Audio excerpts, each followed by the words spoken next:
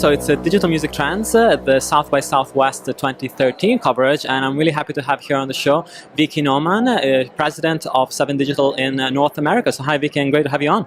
Great, thanks for having me. Okay, so let's start by talking about sort of the expansion of 7digital. Of course, it's a company that, coming from London, I'm very familiar with, but you're really, making waves in terms of expanding the service into more territories. So first of all, how many territories are you on right now? We currently have rights in 40 countries, and we're constantly monitoring everything for smartphone uptake, the connectivity rate, and we have a lot of big partners in the consumer electronics space that often drive our expansion into new markets. But Latin America is a really high priority for us this year. Yeah. And of course, it's not just a question of getting the catalog that you already have to those markets. It's also a question of licensing their catalog for your service. So that's where it really starts to get tricky, because I've had some dealings with having to deal with songwriters from Mexico and having to call their collection society, and it was pretty hard to do. So do you guys have people on the ground that do that? Well, we're somewhat masochists in this because it's so difficult, because in each territory, every time you want to expand internationally, you have the labels, you have the publishers. There's usually some sort of collection society representing the publishers.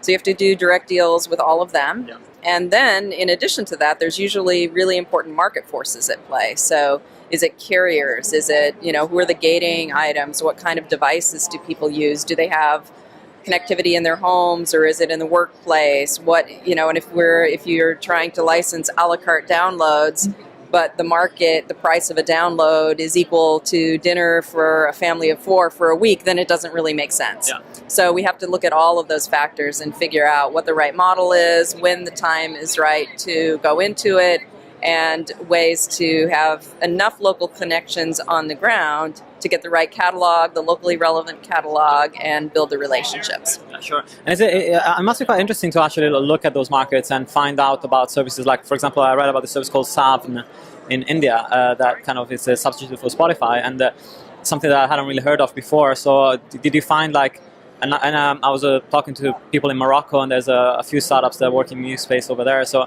there's always startups that we don't really know about, being focused on UK and US mostly. And were you surprised by the number of startups that work in music in different territories?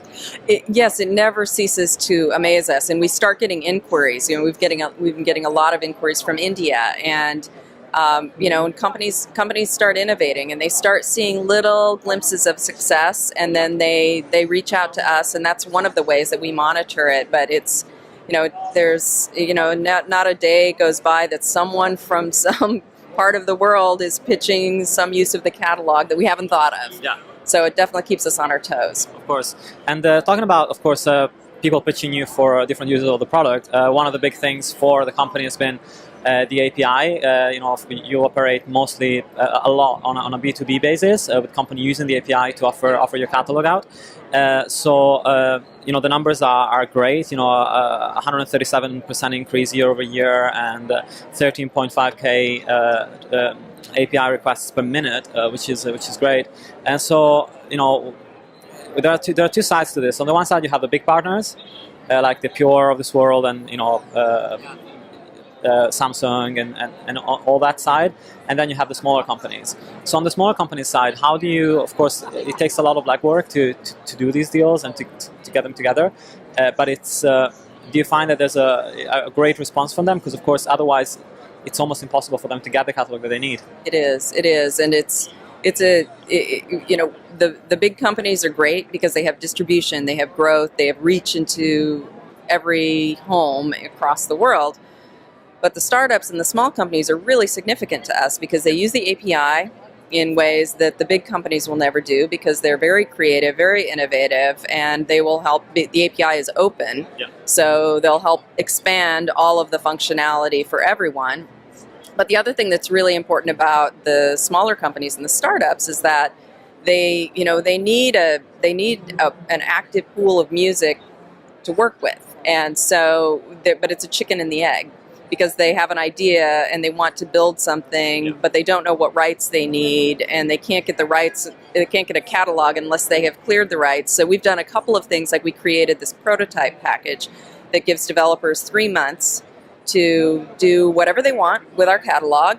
It's for prototype and beta only, and that gives them an active pool of music and live music to be able to demonstrate what they're trying to build. And sometimes that's really, like, they have to have access to the music in order to really get across the power of their application. PowerPoint or a pitch just doesn't quite do it. No, of course, and on the other end of the spectrum, some labels I've tried to do sandboxes where they offer some of the catalog out, but then there are a lot of catches involved in terms of how the content can be used and what happens. And one thing that interests me as well when you're talking about startups and API access is sustainability.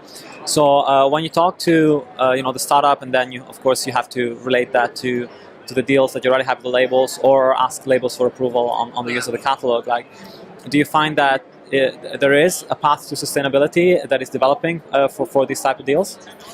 I think there is. But what I think is often the biggest hindrance is, I feel like we can provide a sustainable path and a launch into commercial deployment. But what is often one of the most difficult things is the counterintuitiveness of music licensing. And we often get small companies that come to us because they've built an app on Spotify, and they come to us and they say, wow, we built this app on Spotify, it was really great, and now we want to get serious. We want to work with you, we want to build our own. And they don't realize that they've built an interactive on-demand streaming application, and the set of rights that they need to be able to do that as a standalone are not consistent with what a bedroom developer or a small unfunded startup can do. So then we try to understand what they're trying to accomplish, and we try to guide them if there's a better music model that might be more cost effective, and then they can transition once they get traction. Yeah. So with startups, there's a lot of education that needs to be done. Yeah. Of course. And let's talk about accessibility. That's a really big thing for 7digital as well. You guys have an app on Windows 8, which is not that many companies have yet. You have a really good Android app that just got updated, and you got an iOS app as well, which is cool because it offers iOS users an alternative to buying tracks on iTunes. So how important is accessibility through your own direct app for the company? I think it's becoming increasingly important, and our business has evolved pretty dramatically. It used to be that we had our direct-to-consumer efforts, and then everything else was B2B and white labels, and lots of siloed approaches. And what we've seen now is that these things are blending together more, and the 7digital account, the login, the user's music collection works across all different devices, and that's really, really important because unlike, I'm an Apple fan, but it's kind of a siloed approach, and if you fall too far outside of Apple devices, you can't access your music. Yeah. And we really want to be able to let users buy their music and access it, whether they have an iPhone, a BlackBerry, a Windows phone, an Android tablet, or a Dell PC. We want it all. And that's a big issue because I know a lot of people that, for example, are sticking with the iPad but are getting Samsung phones instead of the iPhone. So then what do you do? If you have MP3s, then you can still do things around that to bring your library in. But if you want to stream it, like with iTunes Match or anything like that, you miss out. So. Absolutely, and I think that it is music is so personal, and it's really important for people to be able to always have their music with them, and it makes no sense from a consumer proposition to say, oh, well, just because you now have a Samsung phone, you can't listen to that. That doesn't make any sense. And so we're trying to keep the users and their music collection consistent across all devices, but it's harder than it may seem. Yes, I'm sure. Sure. And talking about the streaming space and connected devices, of course, the car is kind of a debated issue in the sense that on the one side, I was pretty sure that it would be like a really important part of music streaming. On the other side, I do hear people that tell me, well, I'm actually really happy with just using Bluetooth or aux outputs, and I'm worried about buying a car that is connected to services because I'm going to have to do maintenance, software updates. The car might end up being obsolete very quickly. And so what's the 7digital stance on connected cars? Are you really aiming for that market, or what do you think about it? Yeah, well, it's funny because the car is actually a device, if you think about it like that. And people swap out devices really quickly, but they're probably not going to swap out a $40,000 car quite as frequently as they do a tablet. We do think that the connected car is critical in all of this. And of course, here in America, people love their cars. But I think that the automobile industry moves at a very slow pace compared to the market. So they can't keep pace with the changes in services and the changes in offerings. So there's starting to be more of an app environment. But the other issue is that we're not connected all the time.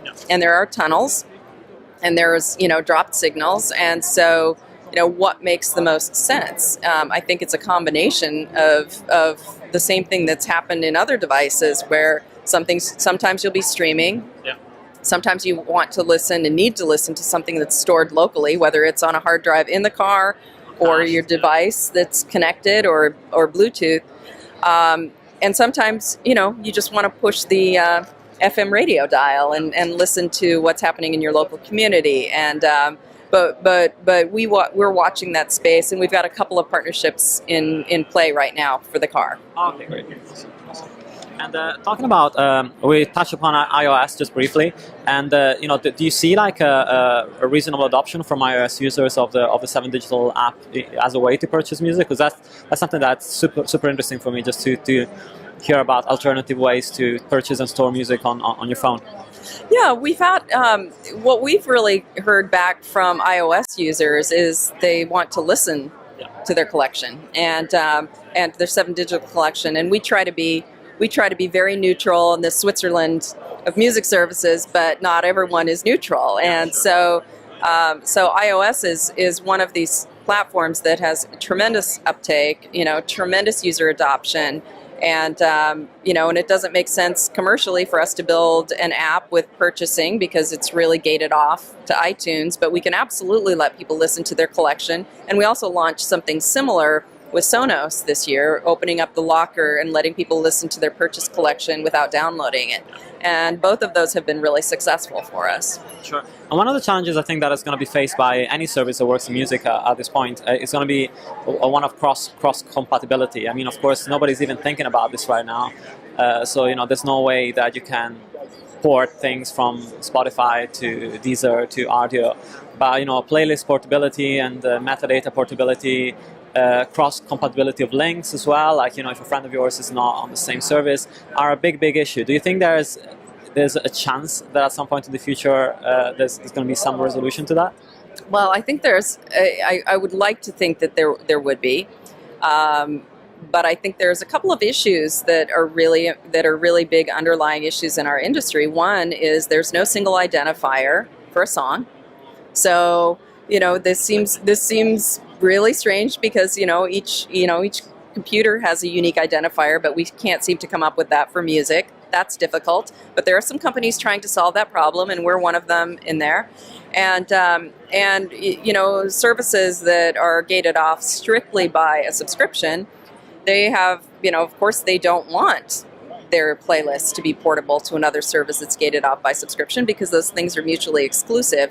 But again, we see a value in focusing on the user and focusing on the user experience. And what we know about music lovers is that they want a variety of sources. They want programmed music. They want to own their own collection, and maybe they want to subscribe to something. And we see value in trying to keep the music that they love relevant across all of those types of services. Sure. And just looking at 2013 and 2014, I guess, streaming versus downloads. Of course, downloads are still doing really well. We've all seen the numbers of iTunes, for example, from last year, their market share. But streaming is really taking off. So, as a company, where do you hedge your bets when you're looking at doing new partnerships and new deals? Well, we're definitely seeing, a tremendous number of requests coming in for companies that want to do streaming. Yeah. And where we see Where we see streaming and downloads is that it's becoming more just about access, and the lines are blurring. Yeah. And there's absolutely a need in the marketplace for people to own a collection or to have a subset of a collection, and we have seen a willingness to pay for that, whether that means it's actually downloaded or it's bookmarked in the cloud, or it is something that is part of a streaming subscription. Yeah. I think that behavior is coming through really strongly, and I think in 2013 it's going to be a mix. It's going to continue to be a mix of access, but I think curation and higher quality experiences are two things that are just, there really needs to be more innovation there. It's not just about giving people millions and millions of songs. If it's not relevant to them, it's probably not going to be successful. Yeah, of course. Well, it was great having you on the show, and would recommend everybody to check out the 7digital apps on their own device. And thanks a lot for joining us on Digital Music Trends. Thank you very much. Digital music.